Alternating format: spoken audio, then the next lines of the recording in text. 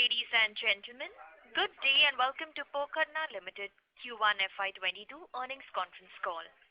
As a reminder, all participant lines will be in the listen-only mode, and there will be an opportunity for you to ask questions after the presentation concludes. Should you need assistance during the conference call, please signal an operator by pressing star then 0 on your touchtone phone. Please note that this conference is being recorded. I would now like to hand the conference over to Mr. Gavin Desa from CDR India. Thank you, and over to you, sir. Thank you, Janice. Good day, everyone, and a warm welcome to Pokarna Limited's Q1 FY22 earnings conference call. We have with us today Mr. Gautam Chand Jain, the Chairman and Managing Director, and Mr. Paras Kumar Jain, Chief Executive Officer, Pokarna Engineered Stone Limited. I trust most of you have gone through the communication and the result presentation that has been sent to you earlier. In the interest of time, we'd like to commence with Q&As immediately. So I'd like to request the moderator to open the floor for question and answers. Janice, could you take it forward, please? Thank you very much. Ladies and gentlemen, we will now begin the question answer session. Anyone who wishes to ask a question may press star and 1 on their touchtone telephone. If you wish to remove yourself from the question queue, you may press star and 2. Participants are requested to use handset while asking a question. Ladies and gentlemen, we will wait for a moment while the question queue assembles. The first question is from the line of Karthikeyan from Suyash Advisors. Please go ahead. Sir, good morning and thanks for the opportunity. Can you talk about the value increase that is likely to result from the new facilities? You've talked about how the products will be of larger sizes and so on. So can we assume a higher realization versus in the past for the products that you would be selling from the new facility? You have any more questions, or can I answer your question? I have a second question which is related to the fixed costs in the new facility also, sir. Can you talk about what would those be on an annualized basis, just for reference, so that we have a sense of what incremental costs there will be? Thank you. So, answering your first question on the capacity and the likely realization from the Unit 2. So typically, this answer is also for the other participants who are listening to this. So the capacity ramp up at the new unit was partially impacted by the lockdown restrictions on account of COVID-19. And also the revenues got impacted predominantly due to the shipping challenges which we currently are facing, like all other industries which are dependent on container shipping.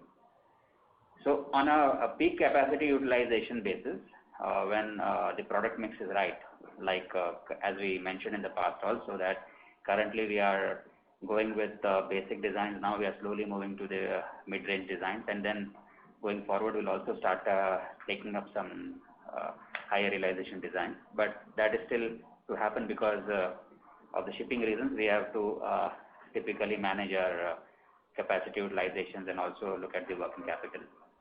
So when all these factors are normalized, you can expect a revenue of 400 to 500 crores depending upon the product mix coming from this unit. And that is also when the capacity utilization comes to the peak level. If you don't mind a supplementary question, would FY23 be a realistic assumption for full utilization of this facility, given the current demand visibility?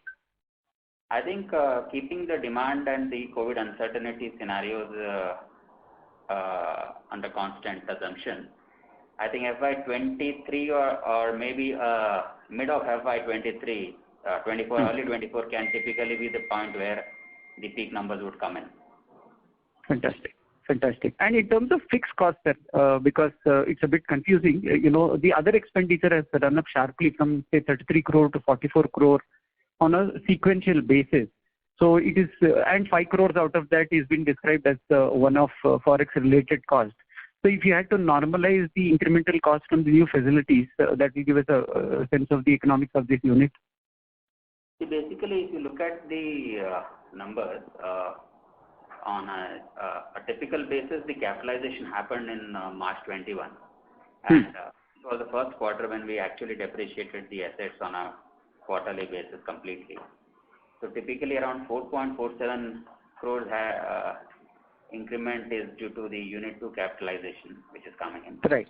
Right. Similarly, the finance expenses also have increased around 4.15 crores, and again it is attributable to the new quartz unit.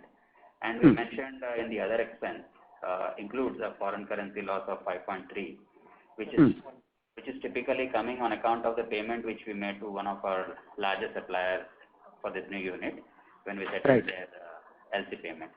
So this typically, I think more or less the items which are of non-recurring nature seems to have been taken care completely now. So we don't believe that large items like what you had in this quarter, that is a quarter under review, should occur in the other forthcoming quarters. Right. Right. One last thing. Sorry. Yeah. Sorry. Go ahead. No, go ahead. Go ahead. No, you continue. And since you see that, majority of the sale, unlike when we ship out of our Unit 1, which is in Visakhapatnam, the cycle of sale is typically longer in when you ship out of Hyderabad because the containers move out of Mumbai port, and the transit from Hyderabad to Mumbai is via rail, and also it depended upon the situation at the Mumbai port. Unlike Visakhapatnam, where the revenue realization happens relatively quicker because we are just about 50 kilometers away, and situation in Vizag is as of now not as worse as is in Mumbai. So that's also one of the reasons that while the materials are being shipped out also, the sales cycle, because the revenue recognition policy does not allow us to recognize the revenue until the required risk, reward and control requirements are met. So the last thing, what would be the debt outstanding and what would be the peak repayment this year? Yeah, I think about this year on a consolidated 260 crores, about 260 crores is our peak debt. Okay. Including the new capex you are saying, just 260 crores? Yeah. Okay. So this is typically when we say debt, this typically we talk about bank financial institutions. We also have a little investment from the promoters already. But that is anyways pegged to the bank borrowing. So all told, what would be for modeling purposes? Around 360 crores. Around 360 crores. And what would you repay this year? 12 crores. Only 12. This year. For 22. The whole financial year. Yeah, whole financial year. Because the debt for the old plant has already been repaid. So now old plant more or less is debt free already. Okay. This now that relates to the new plant where we have a payment schedule of 8 years still left over. Sir, thank you very much and very best wishes, sir. I hope you report incrementally much better numbers. Thank you for the opportunity. Thank you. Thank you. The next question is from the line of Dixit Doshi from Whitestone Financial. Please go ahead. Yeah, thanks for the opportunity. Sir, my first question is regarding, in the annual report, it was mentioned that CVD and AD rates by US DOC is subject to adjustment and the first review will happen in July. So how can this impact us, or what is the current status, if you can elaborate on that? Yeah. So thank you for going through the annual report. And coming to your question on the CVD and AD review, as per the US Department of Commerce set regulations, CVD and AD are subject to annual reviews, and the annual review process is typically run by the department, and they typically take an anniversary period. So already the CVD related and AD related initiation has started, and the department has just released the initiation notice and also has released certain other relevant data. And it's about 90 days during which you get a clarity on as to whether the proceedings are going forward or not going forward, because Cambria has not requested for the CVD review this time. They have only requested for the AD review, And we had requested for the CVD review, like others, many others also did the same. And since Cambria has not requested for the CVD review, our councils have withdrawn our CVD review as well. So it appears that we would not be part of the CVD proceedings currently. So it means that the status quo position continues as on date today for the CVD. Now coming to the AD, the initiation notice has just been published and the process is still not out. So it will take another month or so to get full clarity. But we are fully prepared to answer all the questions which DOC has. Okay. Second question was, regarding the peak that you mentioned around 360 crore. So does this include the working capital loan as well? No, this is purely the term loan and the promoter loan. Okay, so and this term loan 360 crore also include the conversion of LC which was going to happen. Exactly. Okay. And just one question. I know it is too early to ask, but let's say whenever in 2 years, 2.5 years, we reach the peak capacity utilization, do we have the extra land at current facility to do the next round of capex? Yeah, so basically when we plan any infrastructure, we always keep our future plans in mind. So we have enough of civil infrastructure and also related land in place should we decide to expand it. Okay, and and how is the demand scenario? If you can just elaborate on that, because one of your competitor who have also put up the Bretonstone technology. So there were two new plants have come, and one of the company have took over the other company. So can we assume that demand scenario is very strong from US, and once this container issue is sorted out, we can ramp up very fast? So in terms of the demand scenario, definitely like with any other building material today, the countertop industry in the US continues to be strong, and there are supply chain disruptions, but otherwise the consumer sentiment is relatively strong. So demand doesn't seem to be a concern at the moment. Okay, and one last question from my side. This quarter, the performance of the granite segment is also decent. So can we expect the similar performance even going forward to continue? Yeah, more or less it should be same. Again, subject to situation improving at the ports, because most of the turnover in granite comes from block sales to China. But the situation of shipping is still very bad, even for the bulk cargo exports. And the rates to China have more than not only tripled, but non-availability of shipping is again another issue. But subject to things improving at the logistics, we hope to get the better turnover this year. Okay. Thank you. That's it from my side. Thank you. The next question is from the line of Utkarsh Somani from Moneybee. Please go ahead. Good morning, sir, and thank you for the opportunity. So my question is pertaining to the new product launches in the zinc segment. Sir, I wanted to know whether we are going to export these or this is for the domestic market. And can you also throw some light on the margin profile of these products? See, basically we are one of the first companies to bring up this product into the category. So right now we are doing typically pilot testings and all in local markets. But as we are a SEZ and a UAE unit, our focus is definitely exports. But currently, before going for the exports market, we are doing a lot of pilot runs in India with our dealers and others. So as the market catches up and the test results and the pilot results are encouraging, we'll take the product to the other markets. Already in terms of marketing and advertising, we're already talking about this product in the US market as well.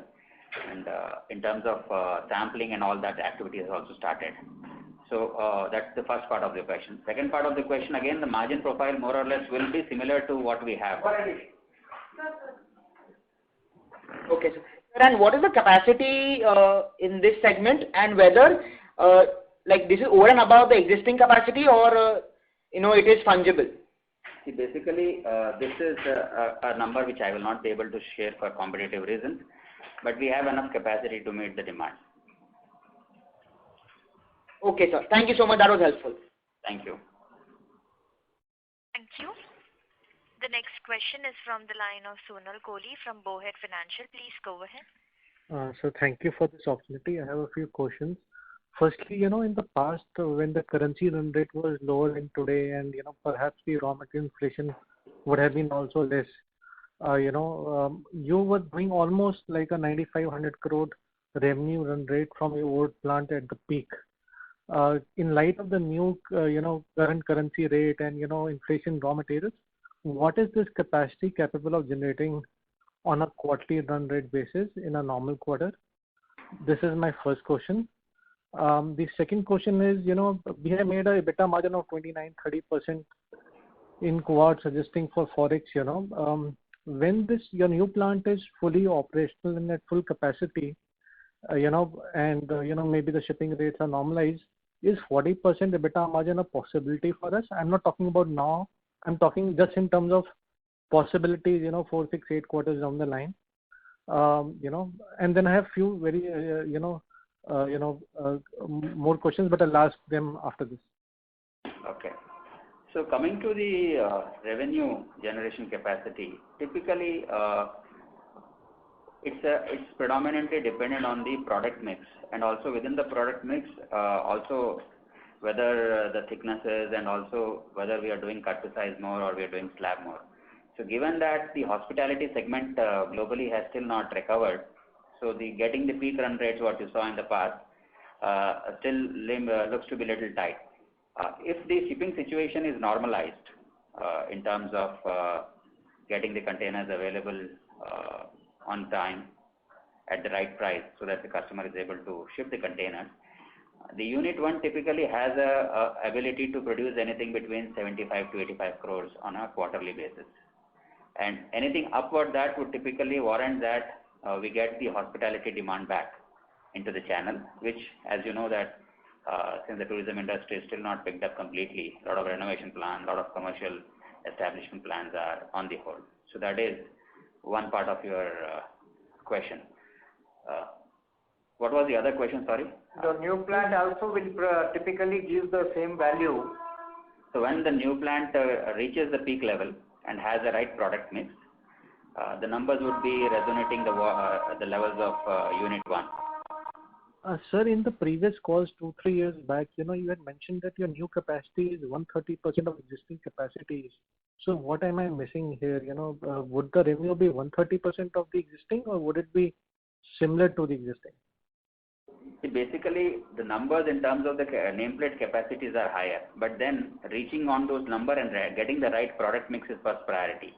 So when you are saying about 6 quarters, I don't see that we get that right product mix immediately in 6 quarters right now. So it will take typically at least 6 quarters to get the right product. Post that, you can probably look at coming to numbers what you are asking. Oh, I see. Sir, second question was that, if we adjust for your forex losses, and take it as a one-off, you reported a 29% EBITDA margin in your quartz business. Once you are fully operational, whether it's 6 quarters away or 8 quarters away, whenever you get what you aim for when you set up this capacity, is it a reasonable assumption to assume a 40% EBITDA margin, with the use of robotics and, assuming obviously the demand remains where it is, or, what would you say, would be a reasonable case for it? Typically, one of the important factors of EBITDA getting little contracted is definitely the polyester resin prices. The polyester resin prices are at the peak I have seen at least in my career. So, and the chemical prices, as you see, every other chemical is just about anything between 50 to 100 or 200% up from its normal level. So unless the resin prices come back to a relatively normal level, getting to the era margins what you had seen, I think there are the days when you typically even saw 40-45% EBITDA margin. So I think our short-term target is to reach 35%. That's where we are focusing. And once the resin prices comes to normal level, probably there can be some increment from there. Okay. But there would be some benefit of operating leverage, right? Or It you, would be there, I mean, but then you also have to see how much of that can be offset by the other factors which are not in our real control. okay. Sir, further, what will be your recurring depreciation run rate? What this quarter, reflect, the normal depreciation Q1, or, because the plant was not fully utilized, this was not the normal depreciation rate. Secondly, whenever you reach your full capacity and you take your working capital, what kind of interest cost would one assume, few quarters down the line when you've taken your working capital debt? So basically, the Q1 numbers are completely reflective of what you will see quarter on quarter, because Q1 was completely, the plant was capitalized in March 21. So what you see in terms of depreciation, about 4.5 is typically because of the new unit, and another 4.15 of finance cost is because of the new unit. So I think you will see the similar numbers, incremental number coming there. So, sir, is the plant running on 24-hour shifts, because depreciation is also a function of the number of shifts you may be running? Yes. So what you see is exactly reflecting what you're asking. This is great. My last question, sir, in terms of including the working capital debt and promoter debt and all forms of debt, when you run your peak capacity, what is the peak debt you have in mind? Would it be materially different than current, or the cash flows would take care of working capital requirements, incremental working capital requirements? Typically, the promoter debt is around 100 crores, and the debt from the bank for the term loan is about 260. So about 360 is typically the term loan what we are seeing. And working capital at the peak would be around 120. Okay. And when would you, and safe to assume, I mean, if you do what you are saying, you generate very significant free cash flows. What will you do with that? Would you do that to pay a working capital debt, or would you, have some other plans in mind? Yeah, I think all those are typically a function of when we will see that, because today I think the biggest challenge is to get over the shipping issues. So unless the shipping issues are addressed, all the other plans typically cannot take any shape. So I think our first focus is now to make sure that what we produce is what we are able to sell and ship out to the customers. And future plans, if there are any, definitely will back and give an announcement about it. And so shipping prices are totally passed through, or no? You also have to bear a brunt currently because of high shipping cost? It depends. There are some contracts where we are obligated, and in some contracts it's a pass-through. Great. Thank you so much for answering. Thank you. Thank you. The next question is from the line of Rishikesh Bhagat from Kotak AMC. Please go ahead. Good morning, sir. Thank you for the opportunity. Just dwelling into this margin side on I think there's some one-off related to, I think, forex related. Is that largely pertaining to your quartz segment only? 7.5 crore, if I'm not wrong, forex related. Actually, you are not clear. Can you please come back? The forex related issue, forex loss of 7.5 crore, if I'm not wrong. Is it largely pertaining to your quartz segment only? No, that's what you see is both granite and quartz. So typically what you see there is a consolidated number, out of which a large number came from the unit 2 of quartz. Okay. So if I just look at it broadly, then the margins adjusted for this should be upwards of 25%, probably 27 to 30% between in that range, adjusted for this forex loss. That is my understanding, right? Yeah. If you adjust that item of foreign currency loss, what you see from unit 2, then typically there is an incremental addition of the number what you're talking. Okay. That will be from me. Thank you. Thank you. Thank you. The next question is from the line of Ayush from Niveshaay. Please go ahead. Thank you for the opportunity. So my question is that the manufacturing plant which you have come up, how you are planning to utilize it, if you can throw some light on it. For example, that what is the planning for production of the new product BioQuartz and Creos? See, basically, the first unit is in Special Economic Zone in Visakhapatnam, and the second unit is the export-oriented unit. So our focus definitely, the first focus is definitely to export as much as we can. And as you would be following us on the social media, you will see that we are doing a lot more and more within India as well. by bringing in our 360-degree model where we do complete measurement up to installation facility also, apart from being an exclusive partner for the quads worktop with IKEA in India. So the focus definitely is exports, but then we will also cater to the domestic demand as we are able to establish the category and then create a niche for the product. And product creation from the unit 2, as I mentioned into the previous questions as well, it takes time because currently there is a lot of training which has to be imparted to the all our team members, and then we gradually move to the other levels of the product before we start really working on the more intricate. At least 4 to 6 quarters away in coming to the peak levels with the right product mix. Okay. So, and my second question is that how you are planning to leverage your relationship with IKEA in USA? We always work on leveraging our every relationship. I don't want to be specific to any particular relationship, but given an opportunity, we'll keep exploring wherever the avenues are available. Okay. So that's it from my side. Thank you. Thank you. The next question is from the line of Anand Jain, individual investor. Please go ahead. Thanks for the opportunity, sir. My first question is, what kind of capacity utilization right now we are running at in our quads plants in Visakhapatnam and in Hyderabad?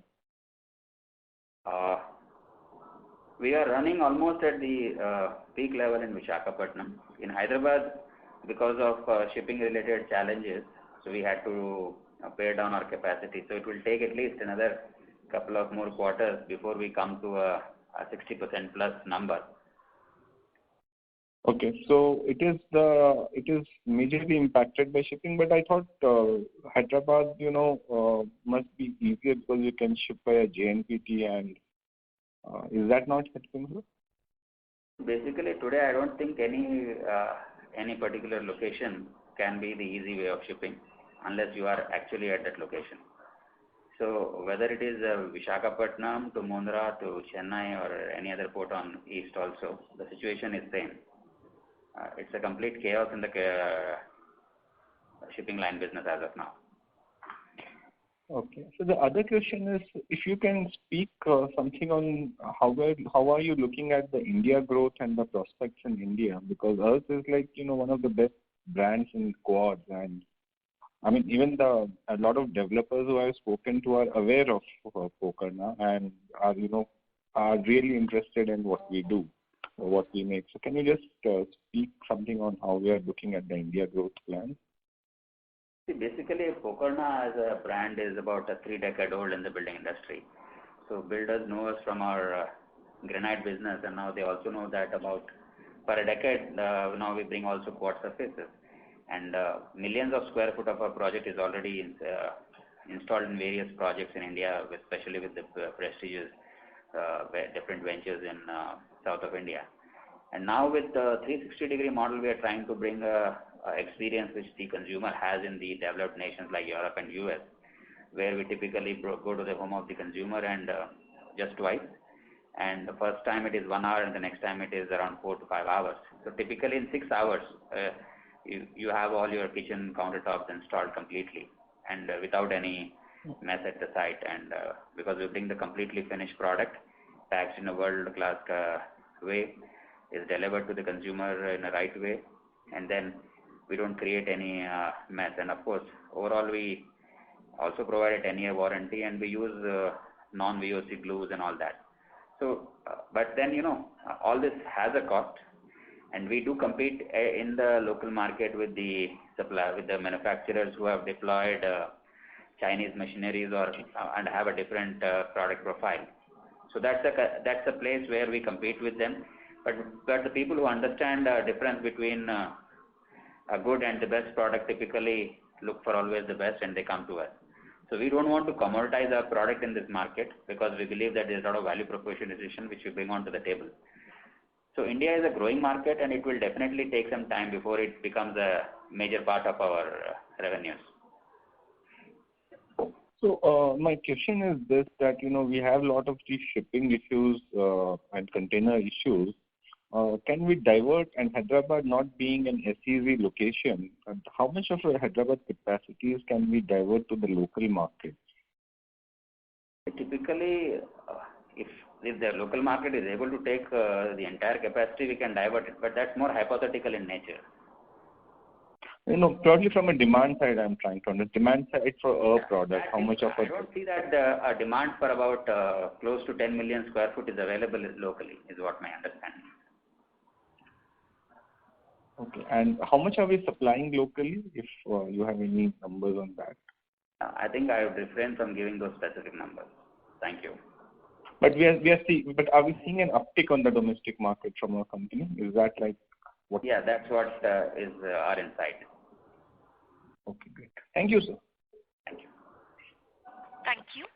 The next question is from the line of Riken Gopani from Capri Global. Please go ahead. Hi, sir. Thank you for the opportunity. Sir, I just wanted to understand, in the U.S. market currently, what kind of competitive scenario are you seeing in the quartz business, and who are the key competitors? And in terms of realization, what are the key trends that we are seeing in the U.S. market? If you could elaborate on that. See, typically, we compete with the large players in the industry, and our customers typically are big boys of the industry. And we also distribute through certain specific channels our own Quantra brand as well. So be it the Caesarstone, Silestones of the world, to LG and the others, we compete with them in the US market. And in terms of competitive trend and realizations, it all depends upon which market you are concentrating, because there are some pockets where typically the focus of a particular product design is higher, and there we, because of our specialization in the manufacturing process, are able to get a little more realization. And then there are certain products where the product profiling does not completely differentiate you from others, and there the realizations are on par with the competition. Right. So it depends upon which pocket you are and what type of product you are presenting. But we typically try to refrain from the basic range of the products, because that is something where there is too much of competition, and there is little value which we can add to that type of a product. Right. So, but in the current scenario, are you, given the kind of demand environment for building materials we are seeing in US, has that helped in terms of the competitive intensity being moderate or pricing being more firm? Any specific trend, or it's sort of business as usual? I mean, if you could share some trends there. I think because of the shipping situation, while the demand is there, it's not completely translating into the numbers for many of us. Right. Because consumer continues to ask the material, but the material is typically not available because they're not able to ship more material. So it's not completely translating into the gains for anyone in the channel. Understood. And second, sir, with the new capacity coming on stream, are we also making any changes to our distribution framework in the US, or what kind of network do we have, and what kind of scale up do we expect to make over there, or is it going to be the current network itself? So as I mentioned, that we have a both OEM model where we work with the big boys of the industry and do the white label manufacturing for them, and then we also focus on building our own network of Quantra. So I think in line with that philosophy, we'll continue to have a balanced network of OEM and brands. It will not be a significant change than what you currently see. Understood. Great, sir. Thank you so much for the answers. Thank you. Thank you. The next question is from the line of Sachin Kasera from Swan Investment. Please go ahead. Yeah, good morning, sir. I had 2-3 questions mainly for the domestic market. Sir, is it that we have exclusive tie-up with IKEA, in the sense we can only sell through IKEA, or they are just one of the relationships that we have as far as the domestic market is concerned? Yeah. So you want to ask other 2 questions, or should you want me to answer this one first? No, first if you can answer this one. So IKEA is one of our relationships. The exclusive tie-up is for the quad surface, which they have to buy from us. So there is no obligation for us to not supply to the others. 360-degree model, what we have brought into India, we are servicing beyond IKEA as well. So we are doing a lot of if you go to our new website, Quanta.in, you can look at where to buy, and you'll see that you can buy in several places today in India. Very having many more in Mumbai as well. So you can see that you can buy a product in Cochin, Hyderabad, Ludhiana, Mumbai, Goa, Ahmedabad, Kanpur. So like this, we are building up a network today of kitchen studios where the product is available for experience. So you can typically walk in, see the product, feel the product, and then buy that through the channel. So we are doing both the sale through channel and also where we are not directly present or through channels, we typically would sell out of Hyderabad. But today, like even if you are in Kanyakumari or Srinagar, you can order a Quanta Top, and the 16th day you'll have the Quanta Top installed at your place. Sure, that's great news. Secondly, in terms of pricing and realizations, sir, is the Indian market now competitive with the export realizations, or India being a little low-cost economy, you have to price it at a lower price? So it depends upon the product also again, Sachin, in this case. But again, since we are doing a lot of investment in creating the marketing channel, so realization may not appear to be same if you really factor in those all marketing and promotions, because we are doing a lot of display at the stores where you can see a large piece of stone. It's not just a small piece of stone. We are investing in bringing the experience at the center, so that requires a little of marketing expenses as well. So if you compare for those, you'll see that the realizations will typically be a little lower than what you see in the domestic market, where the efforts to sell is relatively lower. Sure.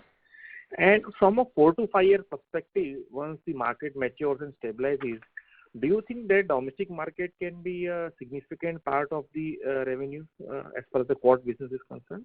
Yeah, so that's what our strategy is also, that to develop a good portion of our revenues to come from the domestic market. But of course, domestic market will never be of the size of the export market. Sure. And just lastly... But I can't crystal gaze today what will happen at 5 years. This is what I understand from the current trend. But you are seeing that the Indian market is maturing, and you see can be a good traction in the overall quartz market in India in the next 4 5 years, the way the market is developed. We see a good indicators of traction, and that's the reason we are looking at creating that niche product segment and the category. Sure. And just lastly, in terms of the 4 5 years from now, the mix between institution versus your own brand or retail, is it that the focus is more going to be retail, or is it going to be like a balanced mix? What is our internal strategy from a 4 to 5 year perspective? See, typically, I think the mix would continue to be what you see today. Okay. Got it. Thank you. Thank you. Thank you. The next question is from the line of Sonal Kohli from Bowhead Financial. Please go ahead. Thank you for this opportunity. Sir, I wanted to understand, do we have any data on the size of the quartz market in India? Would you be the biggest player in that, or would it be some trader importing from outside or some other Indian player? And do we have any data on the growth rates of the market, or, any potential study with certain how big the market could be 5 years down the line? We have not commissioned any research on this typical segment as yet, and so I am not privy to any research report which says that the market size is this much of it. So we typically see the building material as a category where we can focus, and that's a huge category. So I don't have an absolute number with me at the moment, and I don't see there are any authentic research reports available. There could be many others who publish it on that. I think marketresearch.com and all those guys, they give some indicators, but I don't believe those indicators are completely rational. So I don't think I'll be able to give you a accurate answer on your question. So since you were short on capacity for last few years for most of the period, and obviously exports were the priority and a larger margin business for you, is it safe assumption to say that you may not be the largest player in India, and as of now, and there could be a few players bigger than you? Because of lack of capacity, even if your product and these may be better than you? As I mentioned in my previous calls as well, export has been our focus. So there could be some players whose focus only is the Indian market, and I'm sure there are some players who are focusing predominantly or at least largely on the Indian market. So there could be some potential players who've got higher concentration of revenues coming from the Indian market. Lastly, when you see 3 years down the line, whenever you're fully running, how do you see a breakup of your revenue between Europe, US, and India? Would Europe, you know, have a significant increase in share, or how are you looking at your business model from a 3-year perspective? Typically, we believe that US will always be the largest share of our revenue,